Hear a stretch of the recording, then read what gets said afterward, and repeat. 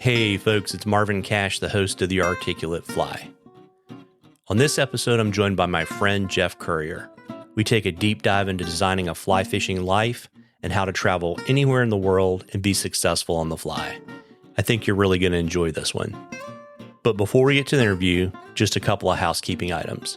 If you like the podcast, please tell a friend and please subscribe and leave us a rating and review in the podcatcher of your choice.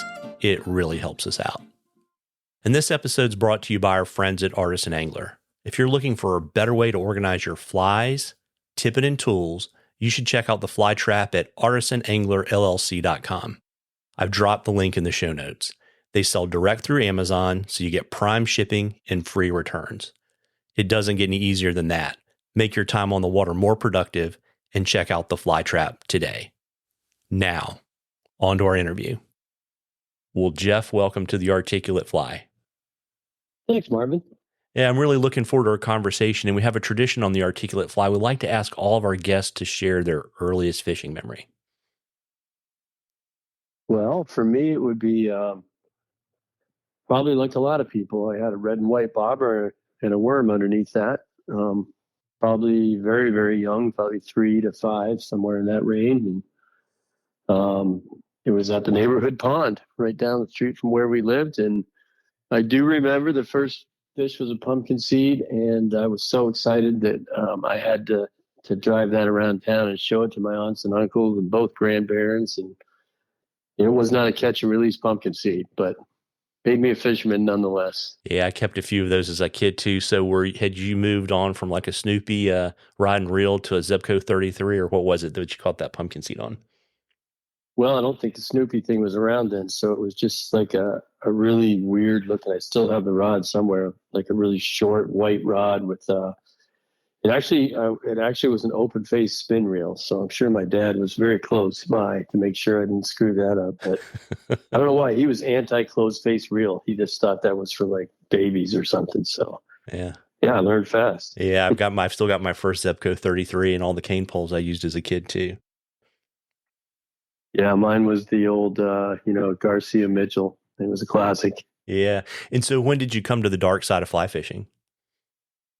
So my dad, I'm the oldest, so my dad had me when he was in his 20s, and my dad fished and hunted hard. And I went with him a lot of times, and he also was a really good fly fisherman. So, when I was six years old, I specifically remember my first opening day. And it was on the Ipswich River, which was in our town.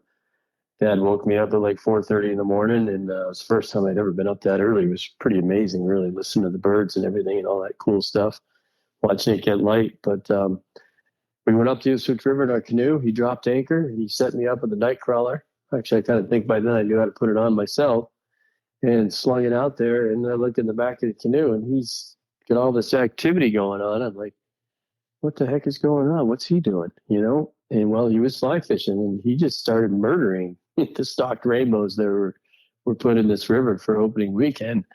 And I was catching pretty much nothing. And I very much remember that I caught 2 fish, and he caught at least 15 or 20.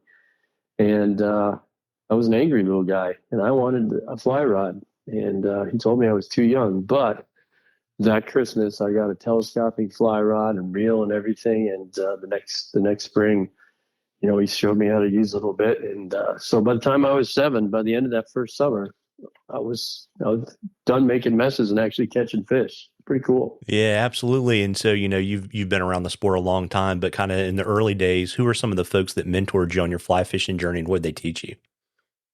Well, my dad definitely, taught me. He wasn't the type of guy who's going to teach you how to cast. He kind of expected you to see what he was doing, but he was really good at catching fish. And, if I was doing a bad presentation, he would take the rod out of my hand, but like, you do it like this. He always had a favorite line too. It would be like, trout love action, which is a little different than what we're used to when we're fishing a mayfly, feeding it down to a trout, but he liked to fish like little wet flies, and he would just twitch the heck out of these things.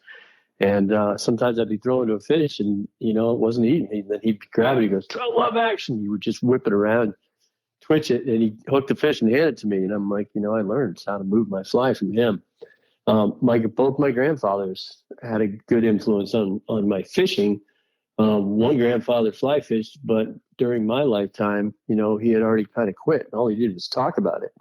Next summer I'm going to take you out. I'm going to get my rod back out. But he never did, which, would be a lesson in my whole life to be like, if you want to do something, you do it. Don't just talk about it, because he never did.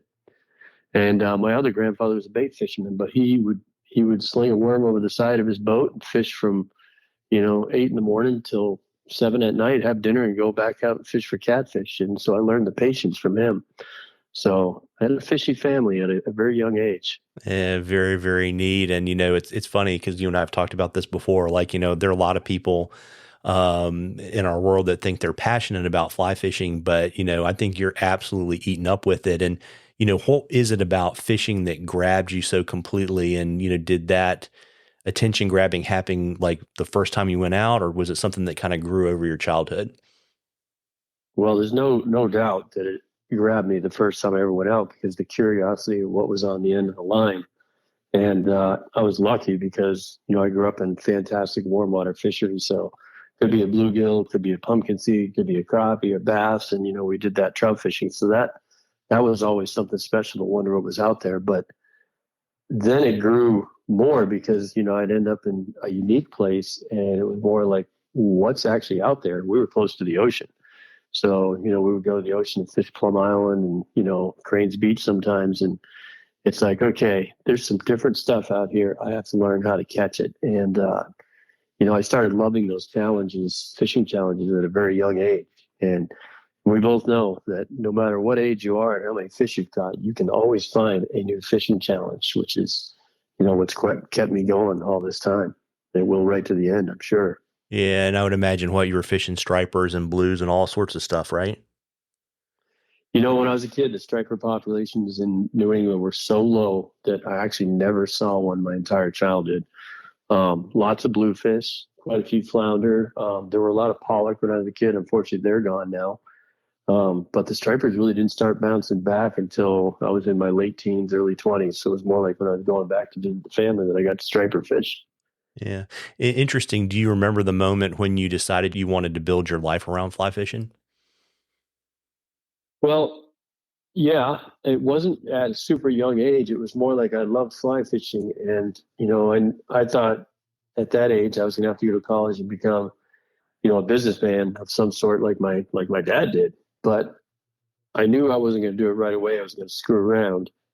And actually, I was lucky. I went to college and kind of became a naturalist. So I did realize there were other careers out there, but still not fishing.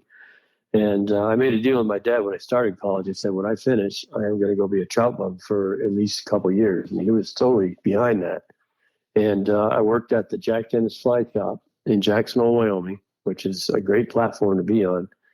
And I was surrounded by people that were making a living in fly fishing. So after that first year, whether it be, Jack Dennis himself, who wrote books and, was lecturing around the country in the wintertime, or was it the guides that, guided all summer, and then some summer went to New Zealand in the wintertime or South America.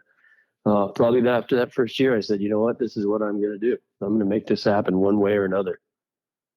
Yeah, that's neat. And so, to kind of fast forward a little bit, you spent, I guess, a little bit over 20 years managing the shop. And, I can remember watching the movie that was made about the time you kind of made the decision to go out and be kind of completely self-employed in the fly fishing business. You want to tell us a little bit about kind of how you got to that point in the journey to get there? Yeah, well, I'll just tell anybody listening right now, especially the youngers, that if you're going to work in a fly shop, you're not going to make a lot of money. And so what I did was I did a lot of other things as I did the fly shop. So as most people know, I've written a couple books. I mean, I did those books before and after work over the course of a couple of years. I did my art, did a little bit of my speaking stuff. So with all that together, I made a living, but it was also like, oh my God, I'm working so much. So it was my dream to get out of the shop. And I thought really that would probably be, when I'm 55, 60, something like that. And along came the 2008 financial crisis. And our shop was a very prominent shop, and it was owned by some very wealthy people. And funny thing, when the millionaires and the billionaires start losing a few bucks, they basically took it out on their employees. So everybody that was on salary went to hourly, and they gave us less hours. And they said, now if you go fishing Currier on your own time, it'll be your own time. You won't have paid vacation. It's utter baloney. And Granny, it was Granny. Granny said, you know what? You've been wanting to quit and go full time with your art. You've been wanting to, take on more speaking stuff. Now you won't have to ask somebody when you want to travel. I think you should walk right in there and quit. And I didn't do it that quick, but after that year of suffering on, not being able to travel, losing my vacation time after a year, I finally did that. I stepped it up, walked in, and gave my 2 months notice. Yeah. And I couldn't remember for the life of me the title of that movie. If I remember it correctly, I think you were painting either a Cliff box or maybe a guitar, and you were talking about kind of getting to this point. Oh yeah, that was Turning Points North with our Abiotti. Um, that was pretty cool. That was about turning 50, but also the new life, which it had been in progress for a few years at that time. I think when I left the shop I know it was October of 2009, so I was 44, and yeah, I never looked back. It's pretty amazing. Yeah. And so when you made that move, Granny kind of pushed you over the edge, but was it, were you doing a lot of planning? Or were you saying, look, I believe in this. This is what I want to do. And I have faith that the road's going to kind of keep opening up in front of me. Yeah, I did. I mean, like I say, I stuck out, the job for another year, and that's all I did for a solid year was make the plan. So I saved. I worked as much as I could, saved as much as I could, so I'd have a little buffer. And then when I actually walked out the door of the store, for the next 3 or 4 months, I did travel. I went on a trip with one of my best friends. He too had not taken a lot of time to travel. I actually was traveling when I was working. Um, I went and saw my family for Thanksgiving. I hadn't seen my family for over 30 years during any sort of holiday because I was in retail. Just did a lot of things that I wanted to do, but all the meantime I was doing that, the unexpected was happening. I thought after I had this little, 2 month vacation, it would start 2010, where I'm doing tons of art, trying to get the speaking thing lined up. But my phone was ringing, and it was, after being in the store, that storefront, like I say, it was a big storefront. Everybody came in there, and I had really good relationships with, the retail companies out there, from Sims to Winston to Sage, you name it. And they're like, "What are you going to do, Currier? Would you be interested in staying a part of Winston? We loved, the way you sold rods, and every time we're down there visiting you, you seem passionate about the rods. We'd love to, have you fish our stuff. What would it take?" And I'm like, "Oh my God, are these people asking me to fish their rods and help me fish all the time?" And yeah, so that's kind of what happened. It was just unbelievable. The whole thing just kind of came together. I had a plan, but my plan was okay. But then the plan that I didn't have, that came together with all the companies and working the fly fishing shows and stuff mixed together. Next thing you know, I had a real job, but it was a lot more fun than it used to be. Very, very neat. And, obviously it took you a while to get there. And I can remember, I think, reading Sarah Griggs' article about how when you first got out of college, you were selling ice cream in Yellowstone. Kind of what's the craziest thing you've ever done to kind of stay in the game? I would say it was probably that last year at Jack Dennis. It was 2008 when I'll say it right out there. I basically got screwed. All the managers are at that store pretty much got screwed, and could have walked out right then. And that's what Granny wanted me to do. But I'm like, you know what? I'm going to suck it up for a solid year and get my feet under me. I'm going to let all my good customers know that I'm going to be making this big move. So I have ways to stay in touch with them. And, it was kind of a miserable year. It's the first time I think I didn't leave the country, but that was probably the first time in 15 years, that entire year. But it was well worth it, because then when I did walk out that door, I had my plan, everything in line. And like we just said, kind of circle back, it really worked out. So that was my big, crazy move. Yeah, that's awesome. And what was maybe kind of during that, journey, kind of the closest you ever came to getting pushed onto a traditional path in the sport, or even potentially leaving the sport entirely? Yeah, I don't think I was ever going to leave the sport entirely, but there was a very good chance that I was just going to do basically the routine in Jackson Hole is that, you either work in a fly shop or you're a fishing guide in the summer. And then in the wintertime, you tune skis or you're working ski patrol in Jackson Hole, which is a great life. And I kind of did that my first couple winters. I didn't do ski patrol, but I, helped rent skis out of the same checked in the store. Basically, the fly shop converted over. But then all of a sudden, I got a couple opportunities to pick up some work down in Belize. I got to go to Belize basically to see if it was a place where I'd want to host my clients. And, then all of a sudden it was like, wait a minute, I don't have to tune skis anymore. I don't have to, crank on bindings for people to go up and down the hill. I can do this year round. And that's what I did. Started doing, the hosting trips. And when I started hosting trips, I was working at the store, and even the store was like, wait a minute, we actually can make money in the fly fishing year round because we can send people all over the world. That's what we did. Yeah, it's pretty amazing. I mean, to your point, you see those folks where they're either going down to South America or they're going usually down to the Caribbean, and that's kind of their second season. Yeah, that's right. And at that time, we had a relationship with Frontiers, which are, great folks. And they put together some great trips and I got to host them. But when I went on my own, ironically, I ended up with Yellow Dog because of Jim Klug and I are very good friends. And, he kind of started his company about the time I was leaving Jack Dennis. So it was perfect for me to be with those guys. Yeah, absolutely. And speaking of, kind of building this fishing life for yourself, you've been able to fish on 6 continents. I guess I could ask you what you want to catch in Antarctica. And you've caught over 430 species of fish on the fly. And, when did you get the travel bug? Well, my parents traveled when we were kids around the country. My mom is kind of cute. She had a country western store in Massachusetts. And in that store, she sold cowboy boots and, western shirts for square dancing stuff, all kinds of weird stuff. So we would go out to Denver every year. We would drive the family van out and she would, go visit these places and buy stuff. And then she started selling turquoise jewelry. So, me and my brother would be running around the reservations with the Indian kids down in, New Mexico. And she'd be buying jewelries. But I was always the kid. Like I was always so excited about, oh my God, what state are we going to, Dad, on this trip? And, I'd be like, okay, we're really close to California. Can we go there? He's like, no. But I always wanted to go take it a little further. Kind of like, I guess, I think everybody that fishes, when you're walking down a river for the first time, you might have something you have to be back for, or it's getting dark, but you just keep taking that extra step up around the next corner, even though you might be walking home in the dark. So I had that at a very young age. And then being in Jackson Hole, at that fly shop, we had a lot of very wealthy customers and they did, go all over the world. We'd send them to Argentina and, Belize and New Zealand, wherever. So I was, I couldn't talk to these people sensibly, number one, without doing some travel, but also it just made me crazy because it would be 20 below in January. So I'm like, you know what, I'm going to head down there. And, but I did it the old fashioned way. I just grabbed a backpack and saved up for the plane ticket and then went down there and figured out how to do it yourself.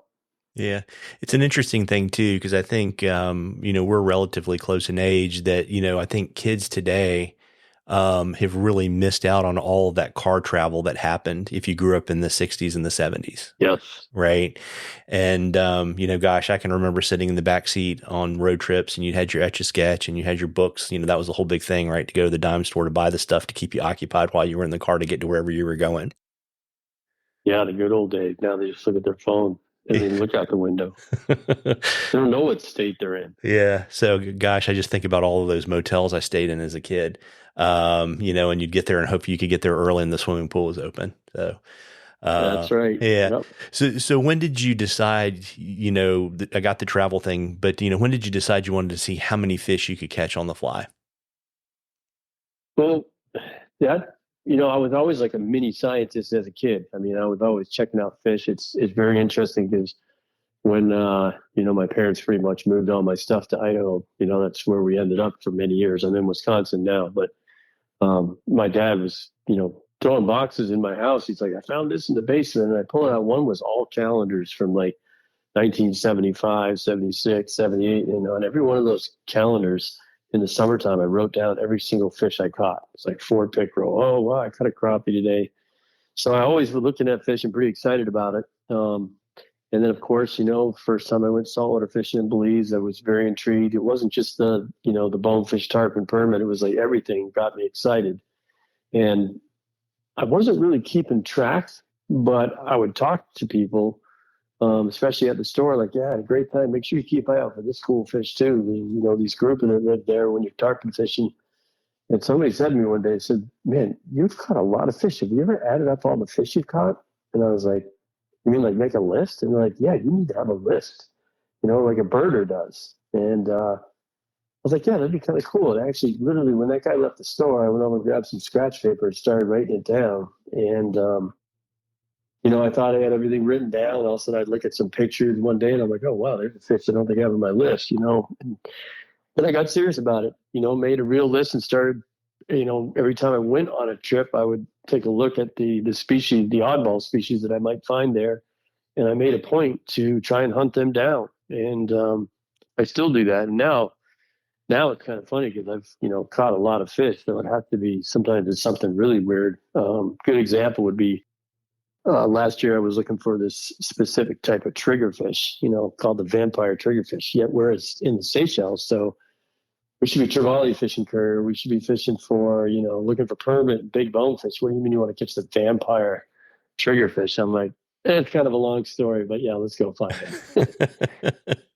Yeah. It's an interesting thing though, because I mean, and you and I have talked about this kind of in the past when we've seen each other at shows.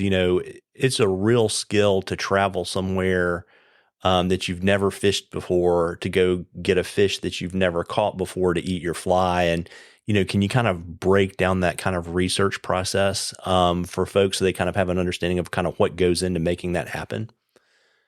Yeah. In fact, I like that you asked this question because the fly fishing show, this is the time of year when we're getting our programs ready for the next year. And that was something that Ben suggested. He's like, just how to catch a fish. Now that everybody's pursuing different species, it's like, what is the process of going for something other than a trout? And so, yeah, I'll tell you what it is. So, you got to do the research as far as, where the fish lives, what other fish live there too, what kind of bait there might be. A lot of times I'll just look, really study the picture of the fish. And, if the fish has a downturned mouth, for instance, you're going to be fishing on the bottom. If it's, looks like a trout or a bass, then they're probably going to be looking up. So all kinds of things that I'll do and think about. And when I'm putting my flies together for one of these trips, there are, some specific things that I'll go with to try and match what I learn, or, even just talking to people nowadays. But also there's flies you don't go anywhere in the world without, like your clouser minnow. You don't go anywhere in the world without a clouser, freshwater, saltwater, warm water, jungle. It doesn't matter. And same thing with, you got to have poppers. You got to have Chernobyl ants. You have to have, parachute Adams. Even if you're not on a trout trip, and parachute Adams is it's a great imitation of a lot of things that fish eat. So that part's kind of the easy thing.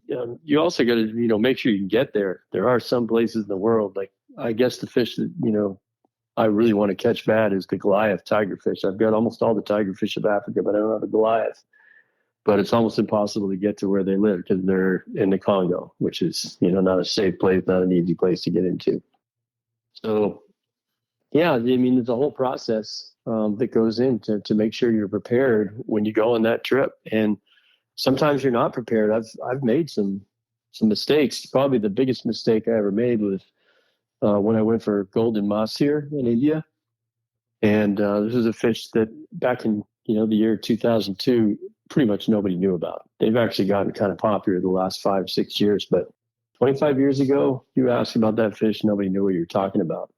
So I had to guess, and it's a fish that gets huge. So I was overpacked with tarpon flies and peacock bass flies and stuff like that, only to learn in my 3-month expedition in India that they're like the world's largest carp, and they would rather eat a size 10 woolly bugger, even though they're 30 pounds, than they would a big other fish.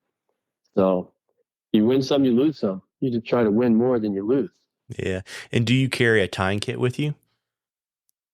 I used to when I was younger, and it definitely paid off sometimes. But nowadays, travel is, you can only bring so much stuff on the airlines now, and when you're doing a do-it-yourself and you're moving around, you have to be light. So the only time I might bring some fly tying stuff is if I'm going to be based in the same place the whole time, whether it's a lodge or a camp. But in general, no, I do not. Yeah. And it's interesting too, because I guess, do you do all of the research kind of, books, or are you kind of getting human intelligence where you're sending emails and Skype calls and writing letters, probably writing letters more back when you first started doing this to kind of get kind of the local skinny on what's going on? Oh yeah, the good old days of you know, going to a place where nobody's been, like I just said, India, and not having the internet to look everything up. It was pretty crazy, back then. I basically would buy a Lonely Planet guide and just get off the plane with that. I'd have a little bit of a plan with some maps, but we would just have to go for it. It was really hard, and I have to say that success rate back then was very, very minimal in a place like India, or Granny and I hitchhiked across Africa in 2005. The internet was around then, but most of Africa didn't have it, so we didn't have access to it when we were there.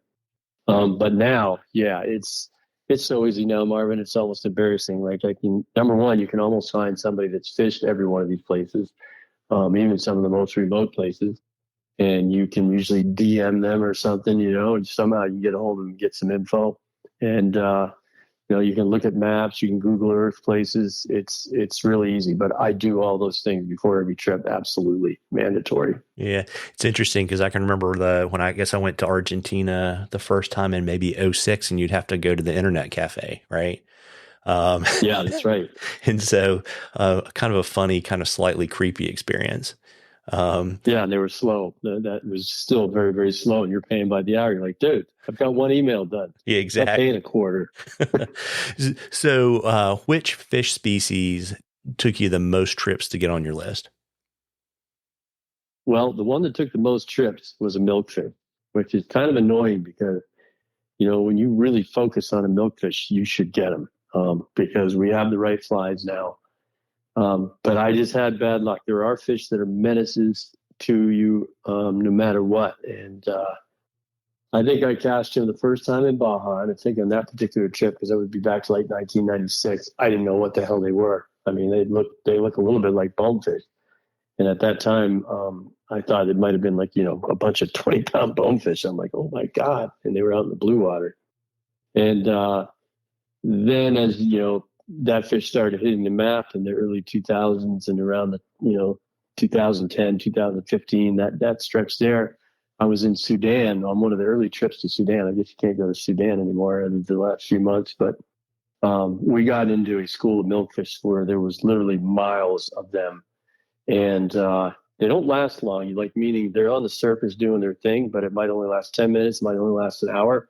Well, my South African buddy, Mark Murray, that I was fishing with, he hooked up, and he hooked his fish. The entire school went down, took him an hour to land his fish, and that opportunity was gone. And I could go on and on. It was like I had like 5 of these experiences where I'd either be with someone that caught one, or the school would go down as soon as we got serious about fishing for him.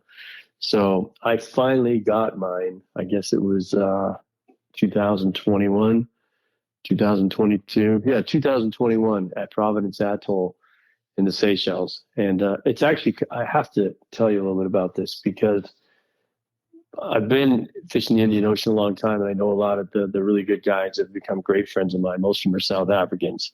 And I literally got off the plane with my clients, 11 clients, got on the boat and like, Currier, this is going to be the trip where you get your milkfish. We're going to go for them tomorrow. We're going to do this, that. And I'm like, guys, I'm getting off the plane with 11 people that are paying a ton of money to be here to catch a giant trevally, chase permit, do triggerfish. I am not the priority tomorrow. They're like, well, it's the best day for milkfish with the tides and everything. I'm like, well, I'll throw a carrot out there at dinner time, but I guarantee everybody's going to refuse it. Maybe my buddy Sammy will jump on that with me. So I did. At dinner, I said, by the way, everybody, we're going to have a great trip this week. And does anybody want to catch a milkfish? Tomorrow's the best day to do it. It was absolute crickets. And I'm looking at my friend Sam, and he's just like turns his head because he wants a GT so bad. And also one of the guys, probably the guy that I knew least on the entire trip, on my trip, was like, I'll go with you. If you want to catch a milkfish, I'll watch you do it. That'll be great. And I was like, really? Okay, we'll do it. And at Providence, it's 3 people to 1 guy. So there's 3 of us in a boat. So, Rich watched and my friend Randy watched. And Randy was probably another guy that I knew the least on the trip. And we went out, found the school of milkfish, and made a couple casts. They wouldn't eat, getting frustrated. I went to do this big, quick roll cast to change direction. My little algae fly, spun through the air in this loop so hard that it hit me, and it went through my bottom lip and into my top lip. Ooh. Pretty much sewed my mouth shut. I mean, I was like so shocked that I haven't hooked myself in years. There I do it in front of these guys. And my buddy, the guide, is truly a buddy. He's just looking at me in total horror because first thing I do is open my mouth. So I rip the top lip part apart and lips bleed. The bleed was just unbelievable. And I tried to yank out the hook out of my bottom jaw. And of course, first hour, didn't pinch my barb like an idiot. And I'm the guy that always preaches to pinch your barb. It was an awful mess. Luckily, Randy is a doctor, and he got up, he pulls the pliers off my holster, and he goes, "This is going to hurt." He goes, "Sure you don't want to go back to lodge?" I'm like, "I definitely don't want to go back to lodge," or which was a boat, not a lodge. Anyway, he tries to rip it out the first time. It didn't come. Holy cow, did that hurt. It was the most unbelievable pain I've had on a fishing trip in a while. He got it the second time, and I was bleeding so much, my line was all sticky. So I said, "You guys get up there, give it a try. It's not meant to be for me." And Randy catches one of the first cast. Oh, no. It was awesome. It was awesome. Yeah. And on the way home, Rich caught one that night. So it was just a menacing fish. But at the very last day of that trip, the tide had recycled. We were there for 14 days, 2 weeks, and I got my milkfish. So it was kind of fun. By then, everybody knew the whole story, and it was just a real party after I got my milky. Yeah. And it's amazing too, right? Because we're not talking about driving 6 hours. We're talking about flying halfway around the world to not catch a fish. Yep. Yeah. No, well, that fish, specifically. That first trip when I went for golden mahseer in India, that was 3 months. I did not get the fish. So that's probably the one I put the most time in before I actually got one. And honestly, never thought I was going back to India again because Granny and I, we did wing it. We did it. It was do it yourself. And you know what India stands for, Marvin? I do not. I never do it again. That's what it stands for when you live out of the backpack back in year 2002. So I never thought I was going back, but I got invited back by who's now a great friend, Misty Dillon, who born and raised Indian, and been back to India a few times and fished with Misty. And I got my mahseer with him, and I will get many more hopefully with him. Yeah, I can always remember the film tour movie where they were cutting the little balls off the tablecloths because they were eating mulberries and they made mulberry flies. Mm-hmm. We know you're obsessed with fishing and you fish a lot. I think I saw your recent blog post and you put 16 out of 30 days of June on the water. How much of your success do you think is just by being fishy and just putting in your time? Oh, a lot of it, definitely. It makes a huge difference to stay fresh. It's not just, the casting, it's not just, doing your knots quick, but there is, a sense we have, we're hunters, we really are. And, you get rusty if you don't do it all the time. So it helps tremendously when I get out on these trips to just, be tuned in to not just my skills, but the fish themselves. And, I always tell my people, I do host a lot of trips for Yellow Dog. I'm just, I'm hounding them to get out there and fish. And like, well, it doesn't do me any good to go trout fishing Currier. We're going to the Seychelles. I'm like, yes, it does. It does a lot of good because it means you're out there doing it and just everything's going to be, flowing for you better if you fish a lot at home. Yeah. And speaking of a lot, how many days a year do you normally get out? I average 144. So I think last year I did 142. I think this year will probably be I might do 160 this year. It's hard to say, but the way I'm going, I'm just going friggin' crazy. It's been an awesome summer, an awesome year. Yeah. Well, because you got a new place to explore, right? Because you've kind of moved to Wisconsin. So you've got all this new water to fish, which probably helps a little bit, right? That's exactly it. It is very invigorating. Every time I go out, I have an opportunity to go to completely new water. Be honest, the muskies, the walleyes, The pike on fly is, I'm pretty good at the pike stuff. Been doing it a long time, but I'm learning about muskies. Walleye are always challenging. It's just, yeah, it's great, man. I can't even wait. Even my trout fishing around here is different. So it's really fun to go out and chase a trout on some of my local rivers here. It's cool. I'm digging it. I knew it would be this way, which is why I made the move. Yeah, that's awesome. Yeah, it's kind of funny, right? Because I mean, you spent a long time in Idaho, and I mean, there's a time, right, where you're like, "Gosh, do you want to go fish $3?" We've done it a lot, right? And it's good, but it's not the same. Exactly. Yeah, I mean, my friends thought I was crazy. They really do. Now I think they're, they follow me on my blog and we talk a lot and they're like, I think I'm gonna come visit you. I'm kind of sick of it here too. I might have a look out there. I'm like, no, you're not. You're not moving out here. You can come visit, but this is a new life for me. yeah. And so, if we wanted to kind of boil it down, maybe this is like the beginning of the outline for your talk for Ben and the fly fishing shows in 2024. From that whole process of catching a new fish on new water, how should the average angler think about that and apply that to his day-to-day fishing? Well, I think it's like I'm saying. I mean, there's a lot of people out there that would love to go chase permit, but they may not be able to do it. Financial or too much time at work or family stuff. But that doesn't mean that you shouldn't be in training. I guess a good example there, which when I lived in Idaho, one thing I was very passionate about was fishing Blackfoot Reservoir for carp, and I loved it. But I also knew that those carp take a fly the same way the permit do. Like you're sliding your fly, sometimes you don't see what the fish is doing, and they grab it, spit it out just as quick as a permit. So here I am in my backyard, essentially making myself to be much more successful on the other side of the world. 4 months later, when I would be in St. Brandon's Atoll trying to catch a yellow permit. So it is important, just like telling my folks, I know we're not going to be fishing for trout in the Seychelles, but I still think you need to get out there because, it's all about the hunt, no matter what fish you're going for. Keep your stealth, keep your cast in line, keep your, sixth sense about what's going on around you. It's very important, really important. Yeah, it's interesting because I mean, I always think about it. I always try to work on process, right? So that I don't have to remember stuff. And, all that stuff, like trying to wade the same way every time and having my gear arranged the same way every time. And not that I don't change things, but I always try to think about it from that process perspective too. Yeah, it's important. Yeah.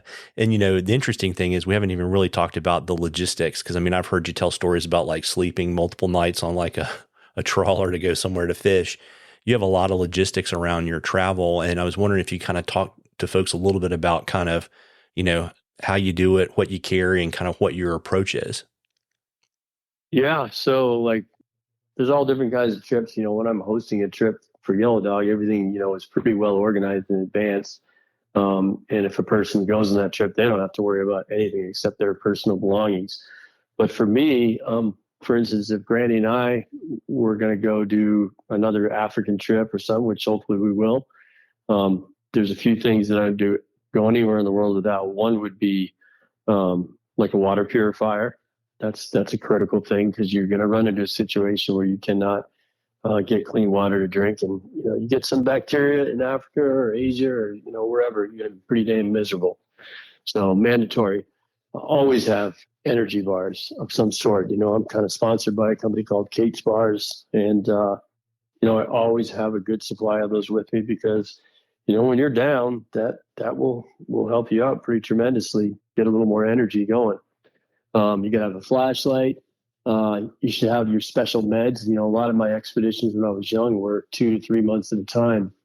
And I got a toothache doing the Inca Trail fishing. We were fishing really the headwaters of the Amazon that trip for rainbows, ironically. And I got a severe toothache, and toothache can kill you. And I've learned on that trip from being miserable for 2 weeks and luckily surviving it that I carry a special drug. That's ampicillin. If I get a toothache down a trip, I can take that. At least I'll live. Same with respiratory infections, which you often get when you go to India because some of the cities, the air pollution is so bad. But I definitely carry a little, kind of a safety kit as far as meds go. And obviously carry a my phone with me, but I hand write like very important numbers, emergency numbers. So for me, it would be like global rescue, which is, if you work for Yellow Dog, you have to have that. But if I were to break a leg or, I even get into civil unrest, I could have been in Sudan, when this thing blew up a couple of months ago, because I've been there a few times. They'll get me out of there. So, and a lot of common sense. Let's just say that, Marvin. That's probably the thing that there's the biggest shortage of when you see people traveling is common sense. Because when you get yourself into a mess, it's usually that phone's not going to work because you're in that mess and you're in a place where it's not going to work. So you have to figure out how to get out of it, by just having your head together and patience and all that good stuff. Yeah, interesting. And I imagine too, I know hosting trips is totally different, right? Because you got to have backup rods and all kinds of stuff. And I'm sure Yellow Dog handles a lot of that logistic stuff for you. But, when you're fishing and you're going to be gone far away for a long period of time, how do you skinny down your gear kit? Well, I used to be like, okay, I'm going to Belize. I'm going to bring a 7, 8, 9, 10, 11, and 12. That's great. You'll have everything you need. But if that 11 breaks, then your 11 weight's completely done. So, for instance, the Seychelles, people are like, what rods do I need? I'll probably have to buy some. I was like, do you have a 9 weight and a 12 weight? And they're like, no, but I got 2 9s and 2 11s. And I'm like, perfect, that'll work. And the idea behind that for me is, okay, I don't have to bring extra reels. If you bring a 7 weight, an 8 weight, a 9 weight, a 10 weight, 11, or 12, that's 5 reels right there. If I just bring 2 9s and 2 12s, I mean, really, I can get by with 2 reels. Rod break, reel 99% of the time don't break. So I can really limit my gear right there because, quite frankly, reels are the heaviest part of your equipment. So if you can limit those right off the bat, that's good. You don't need clothes on most trips. You got to have a couple pairs of everything, but don't go overboard. Even if you're winging it in the jungle, you can usually go to the water and just rinse your clothes off. Or if you're staying at Uspadea or something, you can have a little soap and kind of clean them off a little bit. But the truth of the matter, in the tropics, the second you put on clean clothes, 8 minutes later, you're sweating already. So it doesn't matter. So limit that stuff big time. And flies, people are always excited. They're tying flies for trips, and they almost always bring too many flies. For me, it's 1 fly box per trip, no matter where I'm going in the world. And you quickly learn that, I really don't lose that many flies. As long as it's got halfway to the right stuff, 1 box is perfect. So I am a master of it. I fly a lot, and I don't think my bag's ever even close to 50 pounds, on a trip. Yeah. And it's definitely not as much fun to fly with stuff like it used to be, right? I mean, it really is not fun to carry a bunch and check a bunch of bags. Nope. And even when you get into your whatever accommodation you have, whether it's a lodge or you are winging it, if you have too much stuff, you can't find stuff. And it sounds ridiculous. Well, it's 2 duffel bags, Currier. I think I'll find it. Well, you'd be surprised. You'd be surprised what you won't find, without having to dump it all over the bed. And in America, rooms are big. Any other place in the world, they're like a quarter the size everywhere. So less is more. The old saying truly is. So what does that boil down? What are the bags that you take with you? So, usually I have my waterproof Yeti or my waterproof Sim rollaway duffel. I should mention this. Sometimes I take 2 duffels, and I split my stuff down the middle. So, like if I was going to Africa tomorrow, that's a long way to go. There is a slight chance a bag could get lost. So I will usually split my stuff down the middle and have 2 bags, 2 20-pound bags. And if they both make it, which they probably will, then I'll just, leave 1 bag behind, at the first accommodation I have, probably in the capital city I land in. A lot of times they'll store stuff for you, and then I'll put it all together. But yeah, definitely a waterproof duffel bag, and you have to have at least 1 for every trip because your stuff's going to be laying out on a tarmac somewhere, or you're going to be on a boat and there's going to be 3 inches of water in the bottom because you're leaking or, critical. Yeah, particularly with the camera gear. And it's funny you say that because I've got a fish pond bag and I think it's great to travel in. But the great thing is then you unpack your stuff when you get where you're going and you keep all your gear in that, and that's your boat bag. Exactly. Yeah. And yeah, I've ruined enough camera gear to know that I don't like doing that. So No, it's expensive. it is expensive. And so, I've heard some of the crazy stories of things that have happened to you on the road, but what's the most challenging travel situation you've ever been in? Oh God. Boy, there's been some amazing ones. Man, I'd say there's probably 10 that are just absolutely unbelievable that I thought my life was over. But one of the worst ever was on that trip when Grant and I did 3 months in India. We had been in the bush. We had actually been in Nepal and we did the Everest base camp trek and we fished all through those lower Himalayas there. It was awesome. The fishing stunk, but it was awesome. But we came out with the intention that we didn't want to drag a lot of money with us on that. So we were going to go to, an ATM. Well, we couldn't find an ATM when we got back to the hills. And I think we had maybe, $150, that we had turned over to Indian rupees. But that started getting lean. We kept thinking, okay, the next town's a pretty good city. We'll get some money there. Well, we finally got to the big city of Agra, which is where the Taj Mahal is. And we were out of money now. We basically were down to no money. And we got off this bus. Luckily, we had paid before we got in the bus. And I said, we'll find a rickshaw guy right now and we'll have him take us to a bank. So we get this rickshaw, a bicycle rickshaw. We hop on the back with we each had, a pretty small bag really because it was a 3-month trip. We didn't have a lot of stuff. That was interesting as far as clothes on that trip because our clothes would literally rot off our body. So we would just go to like a tailored place and have them make us new clothes. We were like true Indians. It was pretty cool. But anyway, this guy, I'm like, hey, can you take me by an ATM machine? He goes, I think I know where there's one. So he rides it was like a 45-minute ride. I'm like, oh my God, I'm going to owe this guy like 10 rupees for this bike ride. We get there and we can't get the machine to work. So I'm like, okay, dude, how about just a bank? He goes, well, it's a holiday. He goes, there's no banks open. And every day in India was a holiday. There's always something going on. We didn't really know that yet because we were kind of new there at that time.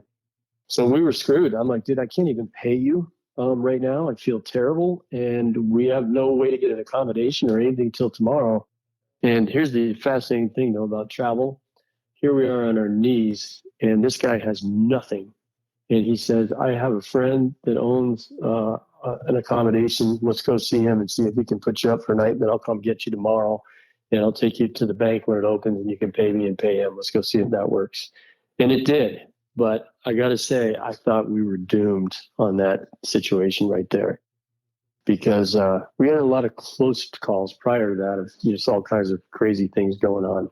So that's a good one. I got a lot of good ones, though. Yeah, it's interesting hearing you tell that story. Makes me remember like my early days, like when I was in college and I would travel. You'd have to go somewhere that would cash a traveler's check without charging you a ton of money, right? Yeah, right. You don't want to lose it. And there were no ATMs. And it's funny because I was telling one of my boys, and you'd have to go buy the phone card, right? Because that was how it worked. And you didn't just activate your international plan on your cell phone.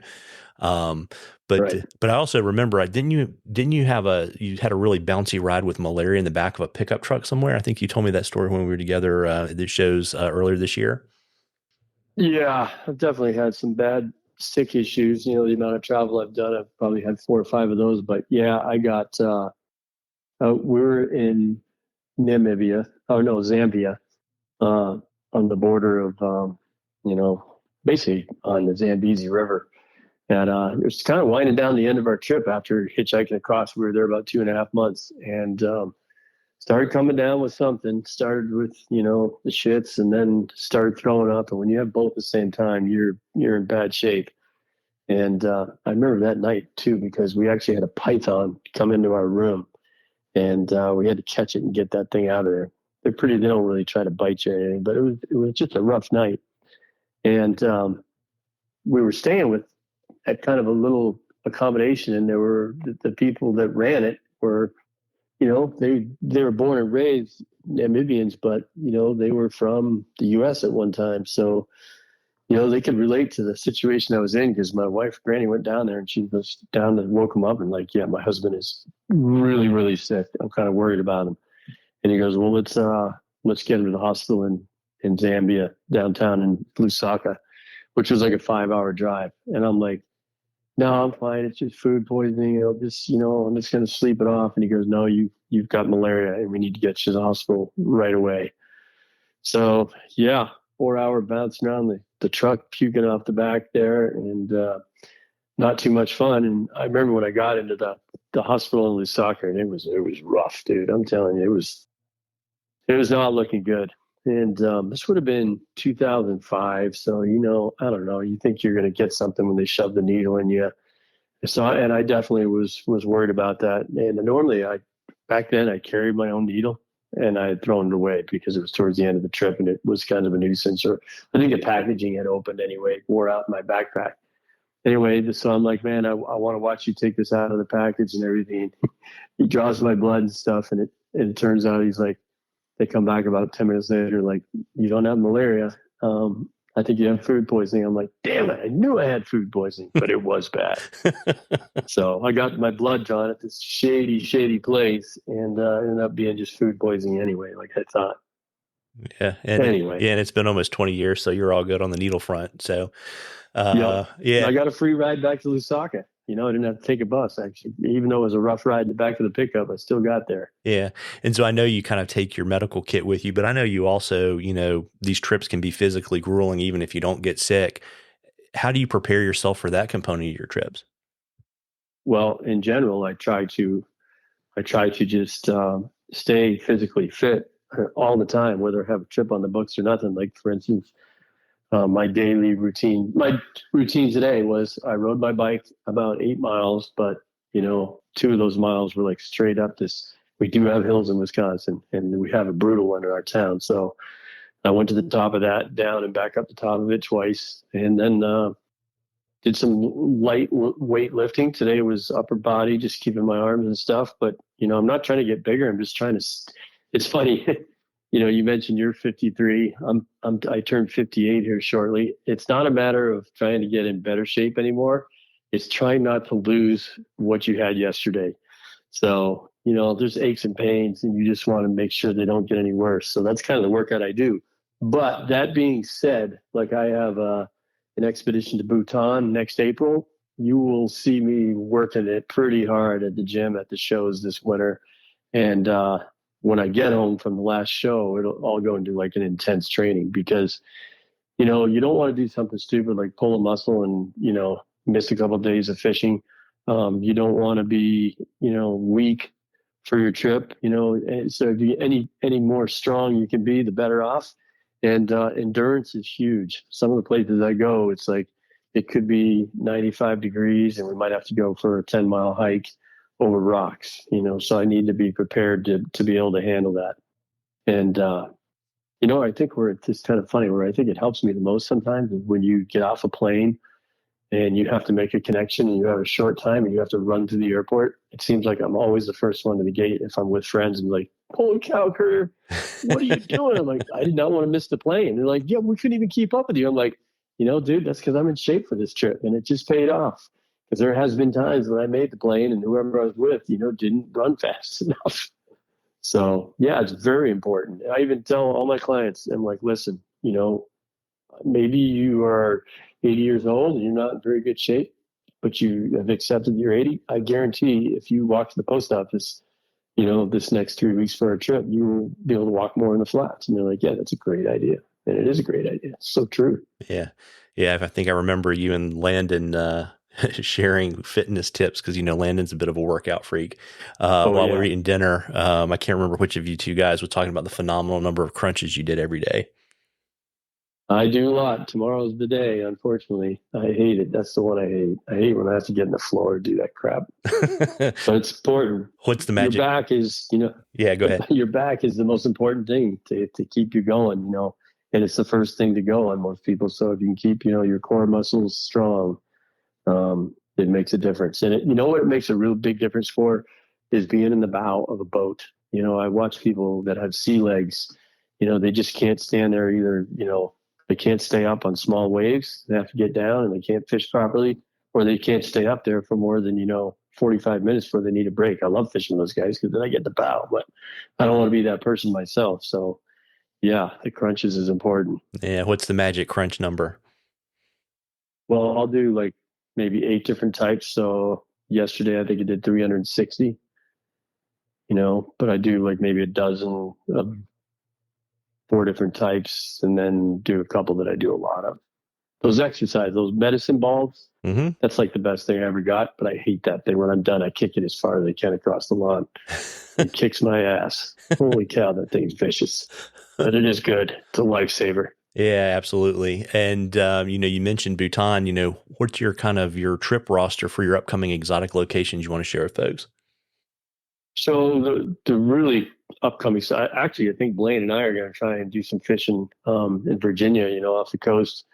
Hopefully, in the next few weeks here, we'll see if we can pull it together. He's been busy, I've been busy, but I've got a couple Canada trips. I'm going to go see the guys from Gangler. Granny's going to go with me on that.